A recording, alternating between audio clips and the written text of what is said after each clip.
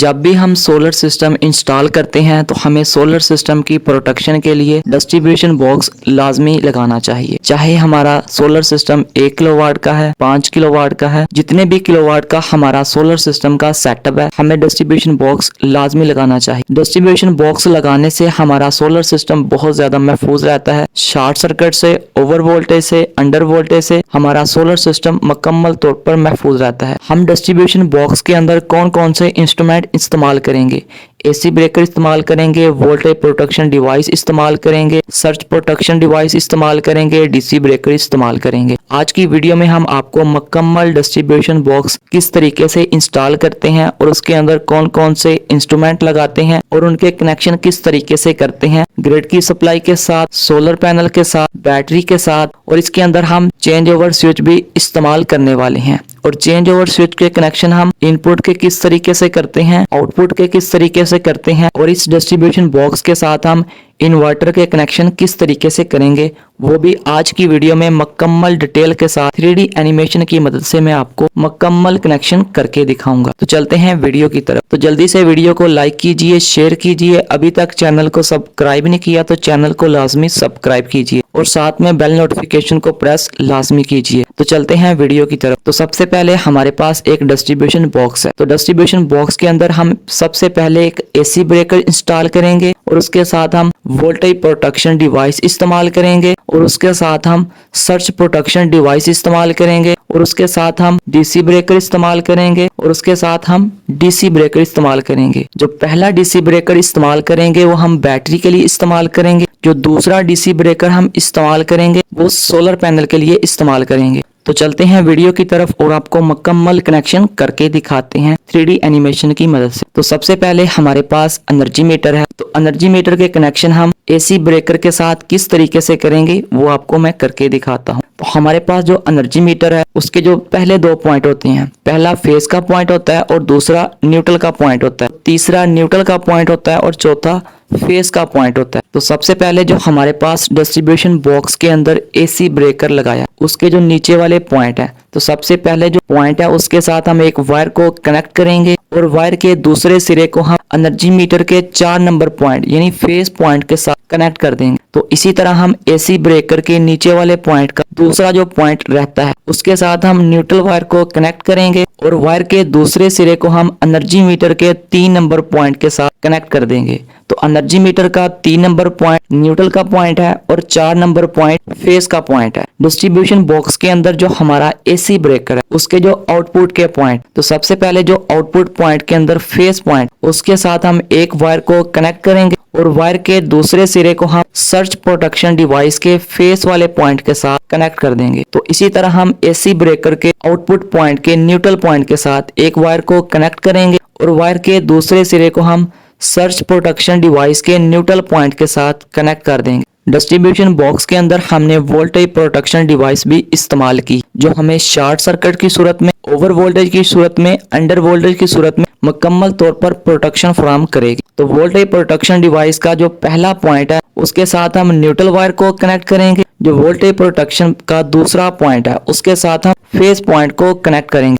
तो इस तरीके से हमारे एसी ब्रेकर के कनेक्शन, वोल्टेज प्रोटेक्शन के कनेक्शन और सर्ज प्रोटेक्शन डिवाइस के कनेक्शन इनपुट के हो चुके हैं, वो भी डिस्ट्रीब्यूशन बॉक्स के अंदर। तो आप दोस्तों ने इस तरीके से कनेक्शन करने हैं। तो नेक्स्ट कनेक्शन किस तरीके से करने हैं वो आपको मैं करके दिखाता हूँ। 4 नंबर पर हमारे पास डीसी ब्रेकर है। डीसी ब्रेकर के इनपुट साइड पर हम डीसी बैटरी के कनेक्शन करने वाले। तो हमारे पास एक बैटरी है, उसके पॉजिटिव पॉइंट के साथ एक वायर को कनेक्ट करेंगे और डीसी ब्रेकर के पहले पॉइंट के साथ पॉजिटिव वायर को कनेक्ट कर देंगे। तो बैटरी के नेगेटिव पॉइंट के साथ हम एक वायर को कनेक्ट करेंगे और वायर के दूसरे सिरे को डीसी ब्रेकर के इनपुट पॉइंट के दूसरे पॉइंट के साथ नेगेटिव पॉइंट को कनेक्ट कर देंगे। और 5 नंबर पर हमारे पास जो डीसी ब्रेकर है उसके साथ हम सोलर पैनल के कनेक्शन करने वाले हैं। अगर दोस्तों आप सोलर पैनल के कनेक्शन सीरीज के अंदर, पैरेलल के अंदर और कॉम्बिनेशन के अंदर सीखना चाहते हैं तो उस वीडियो का लिंक आपको इस वीडियो के आई बटन में, एंड स्क्रीन में और वीडियो की डिस्क्रिप्शन में लाजमी मिल जाएगा। अगर दोस्तों आप सोलर पैनल के कनेक्शन सीरीज के अंदर करते हैं तो उसके अंदर आपके वोल्टेज इंक्रीज होते हैं। अगर दोस्तों सोलर पैनल के कनेक्शन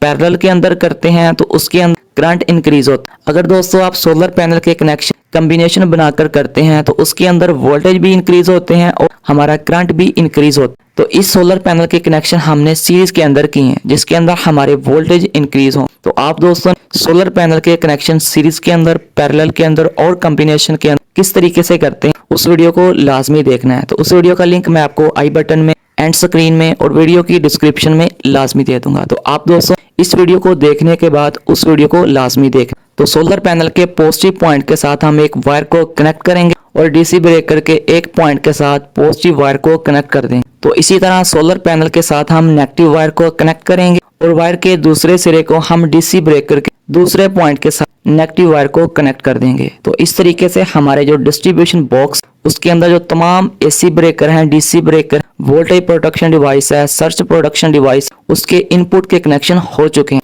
अब हम आपको डिस्ट्रीब्यूशन बॉक्स के अंदर जो इंस्ट्रूमेंट लगे हैं उसके आउटपुट के कनेक्शन किस तरीके से करने वो भी चेंज ओवर स्विच के साथ, इन्वर्टर के साथ। तो चलते हैं वीडियो की तरफ। तो यहाँ पर हमारे पास रोटरी चेंज ओवर स्विच, इसके टोटल 3 पॉइंट होते हैं। सबसे पहले 1 पॉइंट होता है, उसके बाद 0 पॉइंट होता है और इसके 2 पॉइंट होता है। जो 1 नंबर पॉइंट है उसके साथ हम ग्रिड की सप्लाई को कनेक्ट करेंगे। जो 2 नंबर पॉइंट है उसके साथ इन्वर्टर की आउटपुट के पॉइंट कनेक्ट करेंगे और रोटरी चेंज ओवर स्विच के जो आउटपुट के पॉइंट है उसके साथ हम अपने लोड को कनेक्ट करेंगे। तो हम आपको रोटरी चेंज ओवर स्विच के कनेक्शन इनपुट के आउटपुट के मुकम्मल तौर पर करके दिखाते। तो हमारे पास जो रोटरी चेंज ओवर स्विच है इसके इनपुट साइड पर 4 पॉइंट होते हैं, यानी 2 फेस पॉइंट होते हैं और 2 न्यूट्रल पॉइंट होते हैं।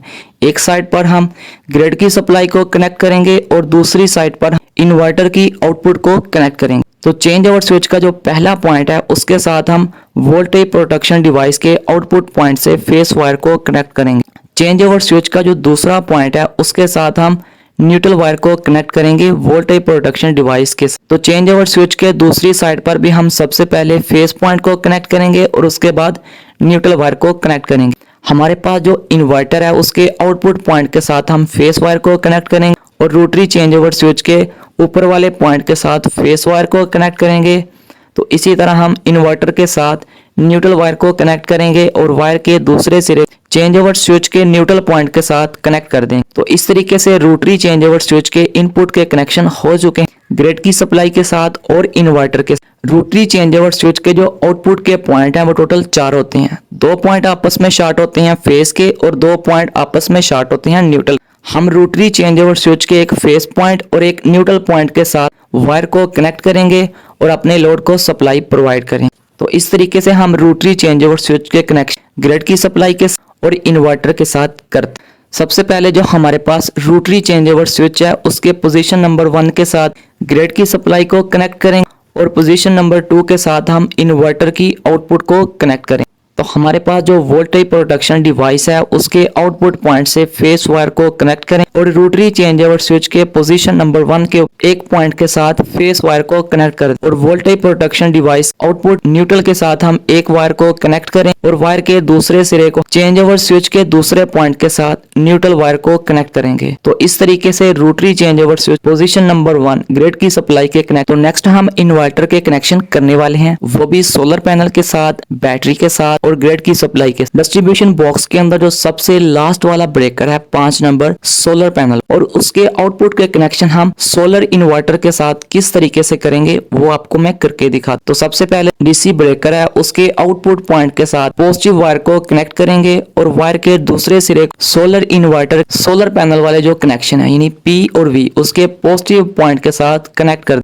तो इसी तरह डीसी ब्रेकर के आउटपुट पॉइंट नेगेटिव पॉइंट के साथ हम वायर को कनेक्ट करें और सोलर इन्वर्टर के PV यानी सोलर पैनल वाले जो पॉइंट उसके नेगेटिव पॉइंट के साथ हम इस वायर को कनेक्ट कर दें। तो डिस्ट्रीब्यूशन बॉक्स के अंदर जो 4 नंबर पर डीसी ब्रेकर है बैटरी उसके कनेक्शन सोलर इन्वर्टर के साथ किस तरीके से करेंगे वो आपको मैं करके दिखाता हूं। तो सबसे पहले जो डीसी ब्रेकर है उसके आउटपुट पॉइंट के पॉजिटिव वायर को कनेक्ट करें और सोलर इन्वर्टर के बैटरी वाले पॉइंट पॉजिटिव के साथ वायर को कनेक्ट कर दें और डीसी ब्रेकर के आउटपुट पॉइंट के साथ नेगेटिव वायर को कनेक्ट करेंगे और वायर के दूसरे सिरे को सोलर इन्वर्टर के बैटरी वाले पॉइंट नेगेटिव के साथ वायर को कनेक्ट कर दें। रोटरी चेंज ओवर स्विच के पोजीशन नंबर 1 के साथ हमने ग्रिड की सप्लाई के कनेक्शन किए फेस और न्यूट्रल पॉइंट के। सबसे पहले न्यूट्रल पॉइंट के साथ एक वायर को कनेक्ट कर और वायर के दूसरे सिरे को हम सोलर इन्वर्टर ग्रिड वाले पॉइंट के साथ यानी सोलर इन्वर्टर के इनपुट के कनेक्शन के न्यूट्रल वायर को कनेक्ट कर। तो इसी तरह चेंज ओवर स्विच ग्रिड के पॉइंट फेस के साथ हम एक वायर को कनेक्ट करेंगे और वायर के दूसरे सिरे को सोलर इन्वर्टर इनपुट के फेस पॉइंट के साथ कनेक्ट कर देंगे। तो इस तरीके से हमारे सोलर इन्वर्टर के कनेक्शन इनपुट के हो चुके। सोलर इन्वर्टर के जो आउटपुट के पॉइंट है उसके साथ हम एक फेस वायर को कनेक्ट करेंगे और वायर के दूसरे सिरे को हम चेंज ओवर स्विच के पोजीशन नंबर 2 के साथ फेस पॉइंट के साथ कनेक्ट कर। तो इसी तरह हम सोलर इन्वर्टर के साथ न्यूट्रल वायर को कनेक्ट करें और वायर के दूसरे सिरे को चेंज ओवर स्विच के पोजीशन नंबर 2 के दूसरे पॉइंट के साथ न्यूट्रल वायर को कनेक्ट कर। तो इस तरीके से हमारे चेंज ओवर स्विच के कनेक्शन